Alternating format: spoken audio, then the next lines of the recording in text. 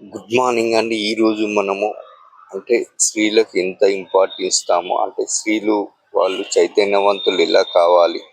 First of all ఏంటంటే cell ఫోన్లకు, టీవీలకు, సినిమాలకు చాలా దూరం ఉంటే వాళ్ళ మైండ్ సెట్ అనేది పెరుగుతుంది. కావున ప్రతి ఒక్క స్త్రీలు, లేడీస్ కానీ ఎవరైనా కానీ మనము చాలా వాకింగ్, ఎక్సర్సైజ్ ఇలా చేస్తే ఆరోగ్యంగా ఉంటాము. కావున గమనించిన విషయం ఏంటంటే ప్రతి ఒక్క స్త్రీ ఏంటంటే వాళ్ళకు బలహీనత తక్కువ ఉంటాయి.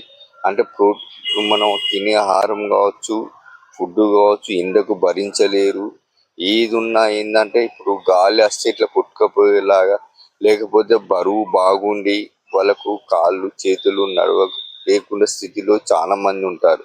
చిన్నపిల్లలు సుతా అంతే. వాళ్ళకు ప్రోటీన్స్ బాగా తీసుకుంటేనే బాగా హెల్త్ అనేది మనం కాపాడుకోవచ్చు. కానీ ప్రతి ఒక్క స్త్రీలు ఏంటంటే వాళ్ళకు తగ్గట్టు ఆహారాన్ని తీసుకోవాలి. క్యారెట్, బీట్రూట్స్ మార్నింగ్ తింటే వాళ్ళకి హెల్త్ చాలా ఇంప్రూవ్మెంట్ అవుతాయి.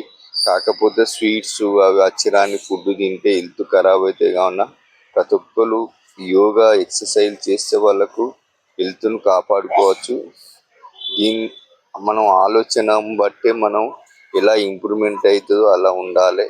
కాకపోతే ప్రతి తల్లిదండ్రులు చెప్పినట్టు నడుచుకోవాలి. నడివి కరెక్ట్ ఉంటే మనం మన ఆరోగ్యాన్ని మనం కాపాడుకోవచ్చు. అందుకనే ప్రతి ఒక్కరు ఎవరైనా కానీ ఎక్సర్సైజ్, యోగా ఇలా చేస్తే ఏంటంటే మైండ్ కంట్రోల్గా ఉంటుంది, బ్రీతింగ్ కంట్రోల్గా ఉంటుంది. మనం ఆరోగ్యంగా ఉండొచ్చు, హాస్పిటల్ పోకుండా ఉండొచ్చు.